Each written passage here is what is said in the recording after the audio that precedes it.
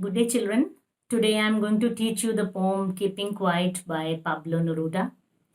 In the present scenario, I am very sure that you all will resonate very well with this poem. Earth is more calmer and cleaner now, birds are chirping, skies are blue, families are bonding, and humanity is coming together in these moments of crisis. Pablo Neruda also must have experienced such kind of moments 101 years ago during the spread of the pandemic Spanish influenza. Pablo Neruda, 1904 to 1973, was a Nobel Prize winner, a Chilean poet, politician, and diplomat. Looking at his lifespan, children, I feel in his life he had an experience of two world wars, and perhaps this is one of the reasons why he is such an advocate of peace and goodwill in the world. So, you see, children, how all these things are correlated in this unified world. We are all zipping across life in a bad hurry, inflicting harm on animals, environment, and above all, we are inflicting harm on ourselves. We have erected the barriers of caste, creed, religion, nationalities, and whatnot. And we are keen on fulfilling our selfish goals all the time. To drown the noise of this clamoring world in a great reflection, I think, is a birthright of every human being. The title itself is very suggestive. Keeping quiet means silence, peace, meditation, harmony, healing, introspection, self actualization, etc. etc. Now, all these phrases will unfold as I read the lines of the poem. Here it goes. Now we will count to 12 and we will all keep still. For once on the face of the earth, let's not speak in any language. Let's stop for 1 second and not move our arms so much. It would be an exotic moment without rush, without engines. We would all be together in a sudden strangeness. So the poet says, I will count to 12 and you all be silent. Now, 12 is a number selected by the poet. Maybe we have 12 hours on the clock, or maybe because of the 12 zodiac signs, or maybe the number appealed to the poet for certain reasons. So, whatever the reasons, he says, just keep still. And for once means that never ever on the earth it has happened. We people are never quiet, we are never still. So, once on the face of the earth, let's not speak any language. Let's not speak any language means let us not speak in any language. People of all the culture, all the nationalities, they should be quiet, because language often is a cause of misunderstanding among the people, and many of our things are tackled very well with the help of silence. As one of the great person has said that silence is the most powerful language of the world.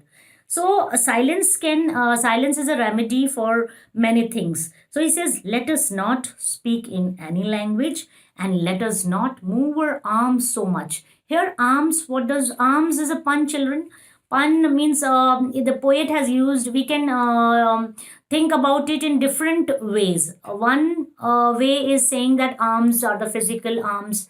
Let's not move our arms so much. That means let us not do any activity. Let us stop every kind of activity. Another thing is the poet may be hinting that the arms of the soldiers marching, because that was a time of wars and that was a time of colonization of the world and all that. So he might have meant the arms of the soldiers marching, or he might have meant about the arms and emanations of the world. So he says, let us stop every movement of the arms, whatever he means or whatever is our interpretation, and we should pause. And what would happen in that pause? That pause would be an exotic movement. Now, what do you mean by exotic movement? That moment of pausing and calmness would be extraordinary beautiful, because in that pause, there will be no rush, there would be no engines. Like right now you can see in the atmosphere there's so much of stillness, and we don't hear any vehicles moving or any different types of sounds coming from the atmosphere. And he says, so it will be a strange moment. Strange moment, why? Because it has never happened before. And sudden, because all of a sudden we'll be caught by this silence. Now, like we all are caught up in this lockdown very suddenly. We had never thought that we would experience such kind of conditions in our life, maybe. So it's a once in a lifetime moment for most of us. And see, children, in these lines, the poet has used repetition. Without rush, without engines is a repetition. And poet has used alliteration in sudden strangeness. So he says this moment would be very exotic. And what would happen? Fishermen in the cold sea would not hum whales, and men gathering salt would look at their hurt hands. Those who prepare green wars, wars with gas, wars with fire, victory with no survivors, would put on clean clothes and walk with their brothers in the shade doing nothing. So he says, what would happen if we live in this exotic moment?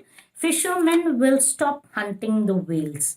Now, here, fishermen is synonym for other people also, not only fishermen, but everybody will stop the destruction. Destruction which we are causing to the animals, destruction we are causing to the environment. And it's not necessarily whales, but all other creatures of the earth. So we will stop all destruction to the animal life. And children, whenever I hear about animal destruction or destruction to the environment, one person, Philip Wallen, an Australian philanthropist, his name comes to my mind. And he had given a very powerful speech on this killing of animals. So, children, you can also listen to it on YouTube and you can enhance your sensitivity. I think it's very good. And the man gathering salt would look at his hurt hands. And men gathering salt here may also symbolize all other human beings, those who are doing manual labor or those who are doing hard work or any kind of work. In fact, now we people are moving ahead in our careers, in our lives. We are mindlessly doing work. We are not thinking what it's doing to our body, what it's doing to our mindset, and how we are spoiling our health. And we are going on and on and on. So, what will happen? We will take a pause and we will look at our hands, or we will look at our consciousness, or we will look inside us, introspect. What have we done to ourselves? Now, those who prepare green wars. Now, who are the people who prepare green wars? The warmongers, those who encourage war. Okay, what types of war they're preparing? Green wars, wars against environment, or biological war, or the war we are talking about now. We are battling with the virus. It's also kind of war. And there is war with gas, war with fire. So there are different kinds of war which this warmongers and countries who want to become superpowers, they are encouraging this kind of wars. But what are they leading to? They are leading to a world where there's victory with no survivors. What happens? A war is really very harmful, and it does no good to anybody, neither the winners nor the losers. So war is always destructive. So he says, when the war is over, when everything is over, these people will sit with their brothers in shade. Shade means soothing kind of atmosphere, when you're peaceful, when you're silent. So they will sit with their brothers, means he might also have meant the soldiers of the army, when they will put on clean clothes, means the clothes will not be soiled by blood stains. So they will wear clean clothes and they will sit with the other soldiers or other people in harmony, in silence, in peace. Because when the soldiers they meet in a normal kind of atmosphere, they don't think of enmity, they don't think of killing each other. It's only the wars these people think in such conditions. Clean clothes might also mean new ideas. So if we are quiet, it will generate new ideas, new consciousness, new thinking. So this piece is definitely going to lead to very good things. And then he says, what I want should not be confused with total inactivity. Life is what is about. I want no truck with death. If we were not so single minded about keeping our lives moving and for once could do nothing, perhaps a huge silence might interrupt this sadness of never understanding ourselves and of threatening ourselves with death. So the poet says, whatever I'm saying, that my suggestions should not be confused with death. Now, it's not the death like silence I'm talking about. It's not the silence of the graveyard. A person is inactive or he is totally lifeless when he dies.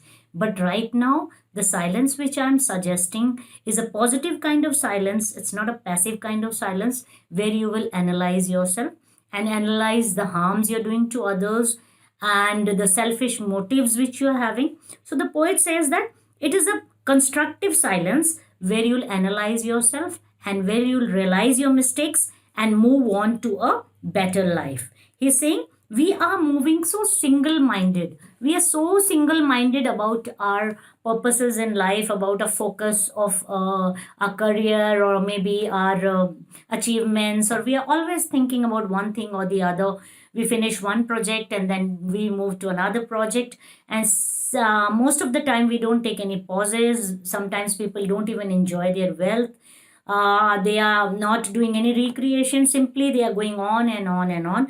So the poet says perhaps it's time to pause and think, analyze, retrospect what you have done in the past. And when we think of all these things, it leads to sadness. And these moments of silence will take away the sadness from us because they will be regenerative. These moments will be constructive. How? Because we will understand ourselves and we will know, we will have a clear idea of what to do next, because all the time we are threatening ourselves with death. In the death, it means that we are doing all activities which are not healthy for us. Sometimes we are leading such a stressful life, and sometimes people are having many psychological disorders too, and depression and all that, due to overworking or never taking a pause. So the poet says, let us take a pause, halt, analyze the thing, and then move forward in a positive way.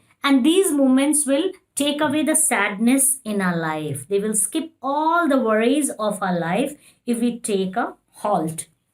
Perhaps the earth can teach us as when everything seems dead and later proves to be alive. Now I'll count up to 12 and you keep quiet and I will go. So the poet says, now perhaps you can learn some lessons from earth also. The earth, the nature around us always has some lessons to give us. Now when we sleep at night, everything we go to sleep, it's like death, and everything is dead.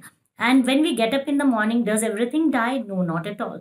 Everything is renewed. Everything is fresh. The sun comes up, new blades of grass.